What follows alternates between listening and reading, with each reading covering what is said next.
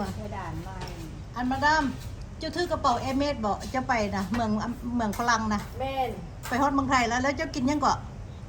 กินก๋วยเตี๋ยวทอดสมิธถ้วยนึง600 บาทอยู่อันเส้นทางวะบ่อยู่ในห้างของพารากอนแล้วก็หิ้วไอ้เม็ดก็ไปแล้วก็กระเป๋าไอ้เม็ดก็มีโฟน2หน่วยก็มีนี่หน่วยนึงก็นักแล้วก็พวกแต่งหน้าแต่งตาใส่เข้าไปแล้วก็ฮู้อยู่ราคาแพงแต่ว่าย่างสดไปแล้วก็โอเคก็สบายแล้วก็วางลงกินแล้วกลับมาห้องนอนตัวเองโอ้เป็นภาระตัวเองเนาะกระเป๋าเงินนี่มันก็เลยเห็นบ่แต่ว่ามันก็มีอันซอยหลายอย่างอยู่ไอ้เม็ดมันก็ช่วยชีวิตการดำเนินการงานบางอย่างอยู่ไปห้องหมอบอเขาย่างเข้าไปคนก็มีอาจจะมีสิทธิพิเศษน้อยนึงซอยชีวิตได้ปัญญาเส้นไหนปัญญาไปเสร็จไปสปาบอกโอเคเขาจะได้สิทธิพิเศษน้อยนึงนี่สำหรับเอเมสด้วยแต่ว่ารู้สึกว่ามันหนักก็ใช่เบอร์3ที่แต่มันนักก็เลยเป็นภาระคอยอยู่แต่ช่วงนี้คอยอยู่ตะแคงแล้วคอยใส่ของกระเป๋าลองส่งกับโอเคผู้ทางชิมเป็นเด็กกระดิ่งแล้วจะว่าจะมีกรรมบ่มีกรรมมันบอลหิ้วกระเป๋านักปันนั้นกระเป๋าแพงแล้วยังซื้อมาแล้วก็ใส่ต้องได้ใส่คุณเอาแล้วออกน้ำวันนี้เวลาฝนตกเวลาอากาศมันซื่นเลยนึงมันก็จะมีปัญหากับคนเล็กๆก็ได้เอามาพึ่งแล้วอยู่กลางห้องให้เราได้พักผ่อนและได้กินอากาศสดอยู่หลังอยู่กลางห้องเนี่ยบัดนี้ก็แม่นก็เข้าใจว่าสังคมเจ้ามันต้องแบบนั้นเนาะบัดนี้สังคมไอ้ตู้บัดนี้ไอ้ตู้คนใครใส่คำว่าปล่อยวางแม่นความเด้คือไอ้เปรียบเทียบว่ากระเป๋าเอเมสเจ้าแม่นบ่คันมันสมบูรณ์ไอ้ตู้ยักได้แท้ๆตู้สิพยายามซื้อให้ได้นั่นราคาเท่าใดก็สิซื้อแต่บังเอิญสิข้อเบิ่งก่อนว่าค่อยใส่เอเมสแล้วค่อยสบายบ่คันค่อยนั่งเก็บแค้นคือเจ้าเขามาให้ไอ้ตู้เอาแต่เอาไปขายได้บ่ได้ซื้อแล้วไอ้เป็นคนจังซั่นแล้ววันนี้ไอ้สิไปซื้อกระเป๋าที่ว่ามันเหมาะกับไอ้ตัวเบาๆใส่แล้วสบายนะอันละ100 บาท200 บาทไอ้ก็ใส่เพราะว่ายังบ่ได้ยึดติดตรงนั้นเจ้าเข้าใจบ่อันเนี้ยแต่ว่ามันก็บ่ได้เพราะว่าสังคมบ่คือกันอันนี้เข้าใจอยู่อันตัวคือกับมีกระเป๋าของคอยใช้นะตัวเอเมสบ่ตัวชาแนลบ่ตัวดีโอบ่ตัวลงซ่องบ่ตัวยี่ห้อน่ะนาลีบ่ก็ใส่ไปเพราะว่ามันขึ้นน้ำแอคชั่นตัวเองเด้มันไม่เคว้งแม่นแล้วไม่เคว้งตัวเองในนึงก็จะได้อยู่เวลาไปเป็นจังหวะโอกาสไปเพ่งจันโบก็ต้องใส่เราอยู่ในห้องหวานไม่เกินคันเว้าแล้วเอาก็เป็นธรรมะนะมันก็เกี่ยวกับธรรมะคือเรื่องชีวิตผู้ชายเขาแต่งงานมันบอกคือสมัยแต่น้อยหั่นน่ะเป็นสาว18นี่ผู้งามเด้เนาะคนหังเขาก็ยักได้เด้เขามีเงินเด้เสมอไปตู้ตนเป็นสาวบ่งามก็มีตนเป็นสาวน้องบ่งามแต่รู้สึกว่าตอนนี้น้องงามหลายชุดมันบ่เสมอไปตู้บางคนจะเป็นสาวนี่เนาะอุ้ยไล่แท้มันจะคือตัวเองงามงามตอนเช้าบางคนงามขึ้นรู้สึกว่าตัวเองคนงามตัวเองรู้สึกว่ามีคิ้วปากที่ชัดเจนท่านงามตอนเช้าบัดนี้อันน่ะมีผู้บ่าวหังมามักบ่เอาเด้บ่มักค่อยบ่ได้มักเงินค่อยมักคนที่ว่าทึกตาค่อยอยู่แล้วค่อยรู้สึกสบายใจใกล้ๆนะโอ้ยเฮ็ดจังได๋ไปเอาคนซุปสาขี้เหล้าได้กรรมแล้วมีกรรมก็คือกรรมว่าก็มีกรรมก็นั่นแหละจังว่าขนาดซื่อๆยังหั่นน่ะที่จริงก็บ่บ่ได้เรื่องรายแต่พยายามเลือกให้มันมาฟิตกับตัวเองให้มันเข้ากับตัวเองเพราะมันอยู่นำตลอดน่ะมันยากเด้ยากคนละแบบเจ้าคนมีผัวแล้วมันไปได้คนเดียวสบายอันนี้มีผัวแล้วก็ว่าอยู่เงินกับออกมาหากับคนละแบบค่อยอิสระ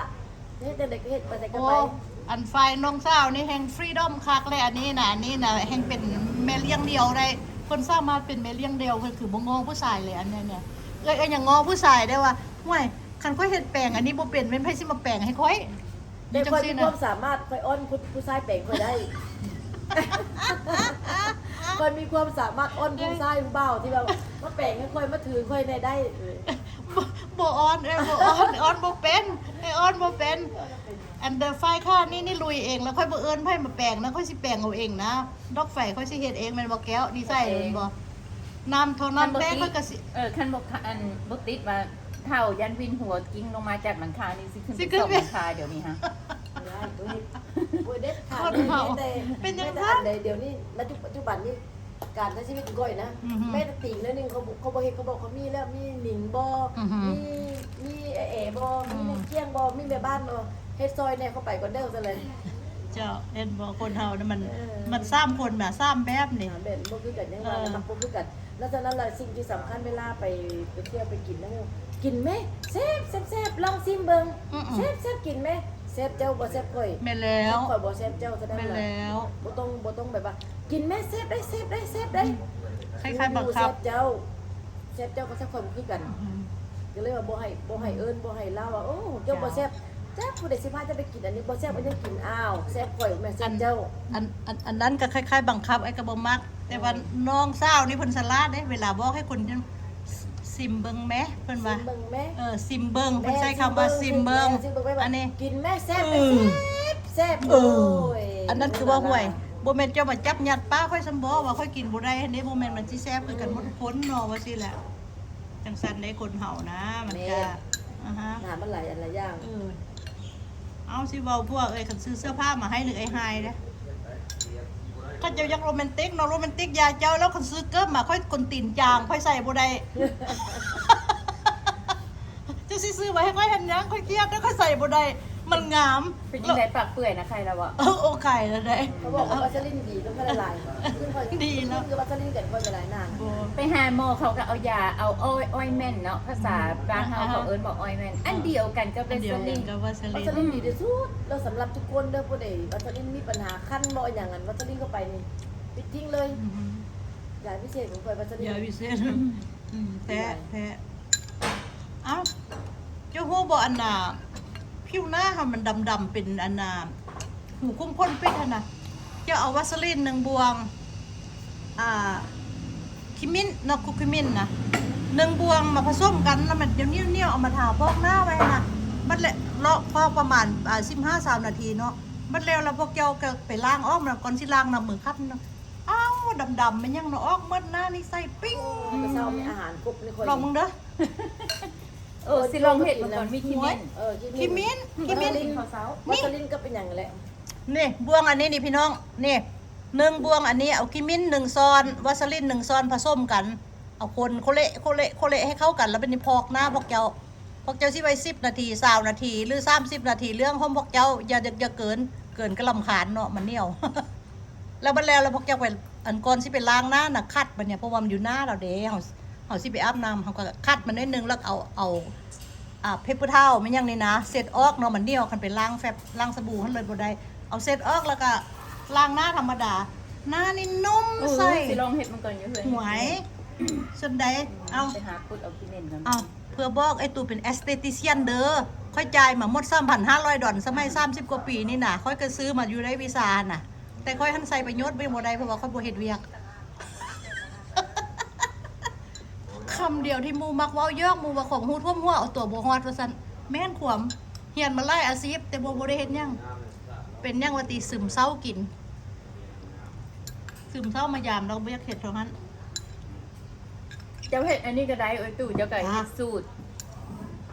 เนาะแบบวิดีโอเจ้าถ่ายวิดีโอนะเจ้าก็เฮ็ดว่าอันนี้มันสูตรหน้าใสเจ้าก็เฮ็ดวิธีบอกวิธีเฮ็ดเขาบอก ingredients เขา เจ้าฮู้บอกไอ้มีสูตรคนหนึงของแม่ตู้เฮ็ดมาตั้งแต่น้อยผมนี่นะเงาดำบ่มีงอกมีสูตรเด้สูตรของแม่ตู้เคยเห็นแม่ตู้เฮ็ดมาแต่น้อยยังอยู่ในหัวนี่คิดว่าตั้งแต่อยู่เมืองอเมริกาแล้วมันตู้มาเมืองลาวนี่จะจัดการว่าจนฮอดป่านนี้ก็ยังบ่ได้เฮ็ดมีสูตรแม่ตู้เด้เฮ็ดสำหรับเป็นแชมพูสระผมนี่น่ะผมนี่บ่ได้ฟูแล้วผมโทษทีคือของพวกเจ้าเนาะผมใส่ product นี่ผมมันเป็นแห้งๆมันบ่พวกเจ้าไปใดผมแล้วก็เป็นแห้งๆเป็นฟูๆนะเส้นมันแห้งเด้ทั้งเจ้าทั้งมาดามแหละแห้งหมดแต่คันสูตรไอ้ตู้นี่ผมเจ้านิ่มส่วนใดสูตรแม่ตู้อันนี้น่ะมีอยู่มีอยู่ในหัวนี่ถ้าเบิ่งพวกเจ้าถ้าได้อยู่เมืองลาวแท้น่ะมีเวลาแล้วสิพาเฮ็ดโดยถ้าลองนี่ยังอยู่กรุงเทพค่ะผู้เฒ่าหลายปีก็ฮู้จักสูตรโบราณมันยังอยู่อันคือน้ำผักกระถอนเนาะเฮาก็เว้าแล้วเธอแล้วนี่นะอยู่ทาแขกนี่นะสิเฮ็ดน้ำผักกระถอนขายเด้ เจ้าตะแขกแล้วเจ้าก็ได้เนาะนี่นี่เนาะ แม่นบ่เจ้าเอาไปใส่ตำส้ม มาแล้วบ่ไปตะแขกเลย คือเจ้าไม่เฮ็ดเจ้าปงเจ้าปูมันยังนะน้ำปูมันบ่ให้ลงผาบางกับน้ำปูมันนี่เฮาก็เอาผักน้ำกระถอนหั่นแหน่มาเฮ็ดค่ายแจ่วหั่นน่ะปาดพวกเจ้าเดี๋ยวต้องปูก็ให้ไอ้ตู้ปูก่อน จักปีจังสิได้ใบ ใบบักกระทอน จักปี มันมีค่าอยู่บ่เหรอเว้าแท้เด้เมืองท่าแขกเมืองย่านนี่เขาเจ้าพูด ไป ว่า ได้ยินมันอยู่แถว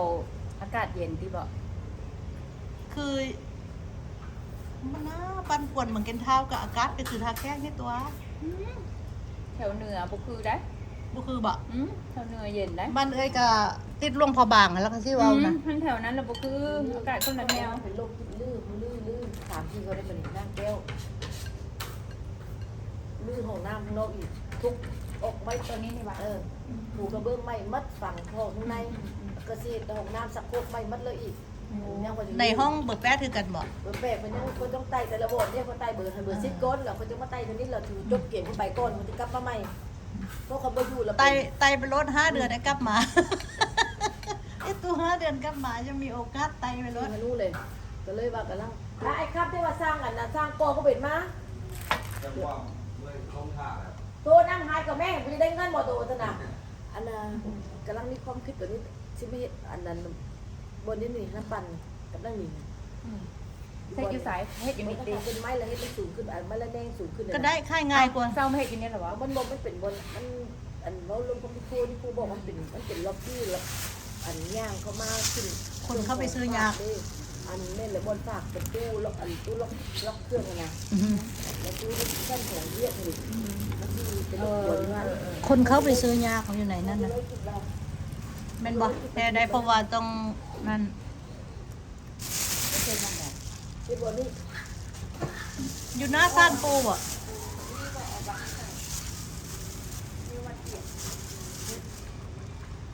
แค่แก้วเอ้ยซื้อมาจากฮานที่เจ้าซื้อมังใหม่เมื่อวานในซ่องหน่วย เข้ามาแต่เวียดนามมาฉันเอาปอกกินลงมังเลย ยังเขียวอยู่ โอ้ แม่น หน้าเนี่ยก็จะมากินเขียว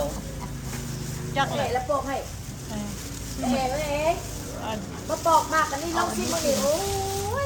เขียวไม่กระฟาดหรอวะ เอาเบิ่งกระตู้ค่อยๆเลยนะที่จังนี่ปากบุกนี่กินแล้วจิกินไม่ปอกเลย หรือว่าพันธุ์เขียวบ่ บ่ฮู้เปีย ปอกกระจาเลยเนาะเราซิมเบิ่งให้เราซิมก็เฮ็ดบ่เกินมานะเพิ่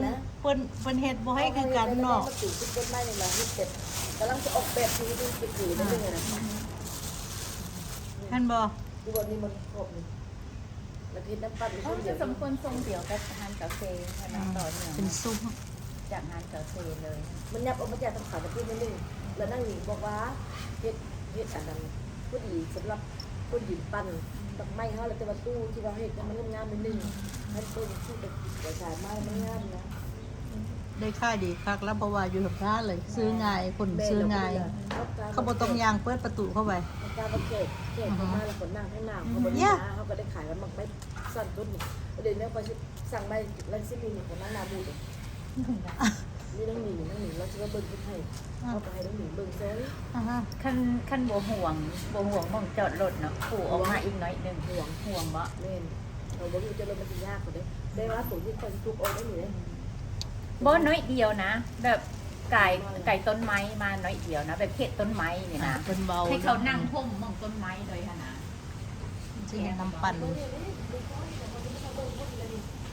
นไม้เลยก็สูงขึ้นนะ บ่อันนี้แบบอันให้คนนั่งสบายค่ะนะ ให้คนนั่งสบาย นี่นะอันนั้นแก้วให้สูงขึ้นมันสูงขึ้นต้นไม้มันสูงในนี้นั่งขึ้นเป็นไม้ละแน่นะสูงขึ้นเรายืนนั่นแล้วก็ยืนข้างหน้าแล้วก็พุ่นมาสร้างแล้วก็โต๊ะตั้งบ้านใหญ่กว่าตั้งเลยแล้วพอที่เขาเช็ดข้างหมูเด็กข้างหน้าแล้วก็รับที่โต๊ะข้างหมูเพื่อ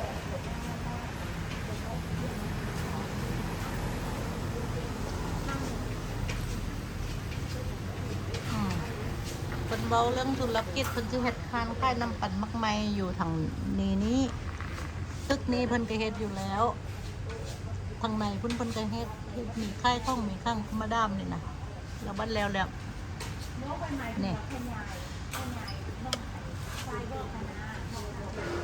เห็นบ่ที่เฮ็ดเราบัดนี้อันนี้นี่เพิ่นสิทุบทิ่มตึกนี่นะตึกนี่นะมาดามเพิ่นสิทุบทิ่มเพิ่นสิเฮ็ดอันสำหรับบนชาร์จรถไฟฟ้าแบตเตอรี่เดี๋ยวนี้มาดามนะเห็นบ่ เป็นละเกะกะละกะกำลังสร้างเลยเธอหน้าค่อยกลับมานี่ได้อยู่สบายละนี่ฟ้านี่ก็เจ้าเฮ็ดแล้วเราเนี่ยเห็นบ่ก็เจ้าเฮ็ดแล้วละเสียงหนังตึงตำพุ่นพวกไอ้สร้างเฮ็ดอยู่พุ่นเห็นบ่สร้างเฮ็ดอยู่พุ่นกำลังแปลงนั่นล่ะ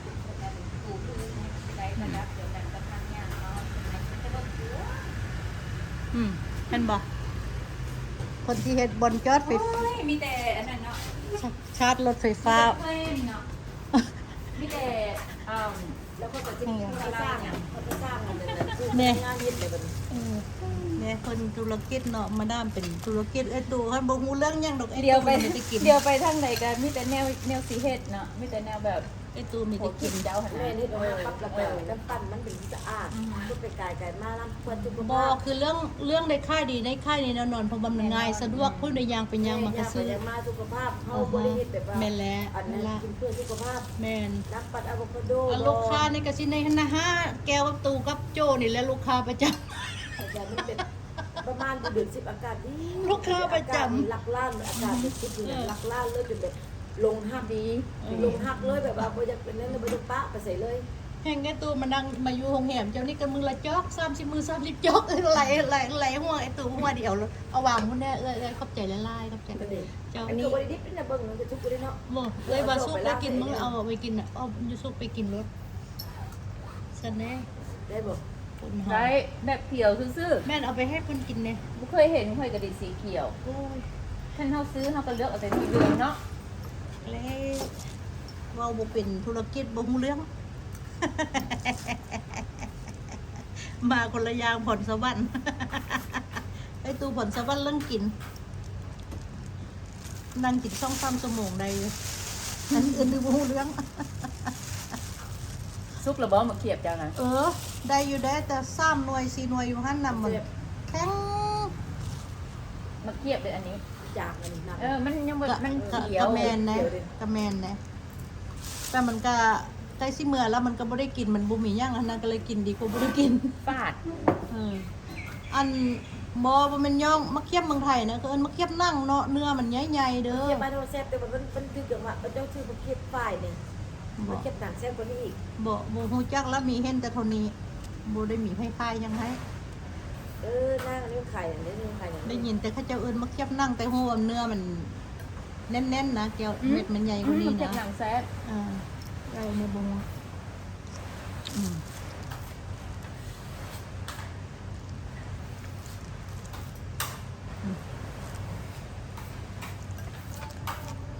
ถ่ายไว้ซื่อๆลมกันนกเจ้าบ่แม่นหยังดอก น้องเหลือบ่เนาะมีลูกค้าได้อีกตุ๊กนึงตุ๊ก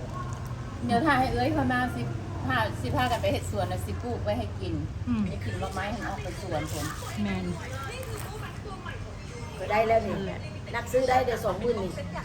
มันยัง 20,000เอาแบงค์มี20,000มี20,000กับ30,000จะเอา20,000 จักเลาะจักเท่าใดจักแสนมาดำ no I'm not kidding เพราะว่าเอ้ยได้ใส่10,000เดียวแล้วเอ้ยได้ฮอบซ่องอันนักนะของเจ้า kidding ไม่เมื่อยเด้เอ้า 20,000เลย แต่20,000มิลลิแอมนี่เฮาขึ้นเครื่องได้อยู่แล้วเนาะ อันนี้มัน20,000ละหามเอาเรื่องได้30,000แล้วบ่ได้เด้อ นี่นะพวกแก้วบ่แม่นตูเรื่องเลยเด้ ตามเราบ่ได้บ่ เนี่ยคงค่อยต้องพกซ่องอันพุ่นน่ะอันใส่บึดเดียวนึงมัน10,000เดียว แม่นอันใหญ่อีกเนาะ อันใหญ่นักได้อันเท่าใดมาดาม เถื่อดีๆ เอาสั่งดนจักมือเอามาคันมันโบนัสไล่คันโบราคาเป็นล้านเนี่ยเอามาให้ไอ้ตูยักอันเนี่ยฝากซื้อน่ะยักอันเนี่ยอันสั่งคนถือเตารีดมาอย่างบ่ทันได้รีดเพราะเสื้ออย่างลงยับอยู่คือเก่า เขาไปโลกบังคับไป บอก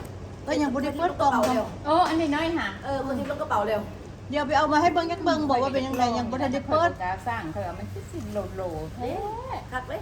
คนมาแล้วเขาเปิดคนไซส์อีกแล้วเขามารีด บอก เสื้อตัวนึง เอ้ยก็ยังบ่ทันได้ใส่ซ้ำ ที่เลยว่ะ บ่ทันได้เปิดซ้ำนั้นยังอยู่ในกล่องนั่นน่ะฝังยุ่งแต่โทรศัพท์พี่น้อง เสื้อกระนงยับ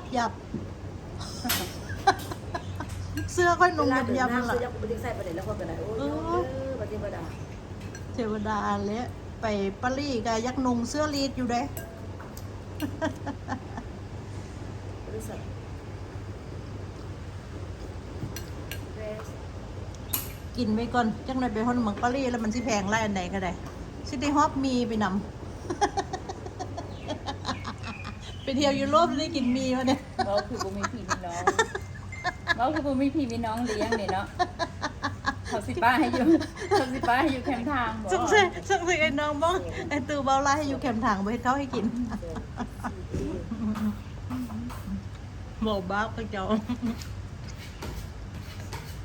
อันผู้เอ้ยท่านไปปลูกมักเล่นเนาะเอ้ยจะเป็นยังปลูกไร่ถ้าอู้ปลูกเป็นสาวต้นเพิ่นว่าอ้าวเจ้ากระไดเนาะว่าสิล่ะบัดนี้มักเล่นไร่บ่ฮู้สิเอาไปเฮ็ดหยังมัน ค่อยมาเจอขึ้นมาปลูกแนวเดียวว่าสิล่ะโอ้ยจะปลูกแนวอื่นแหน่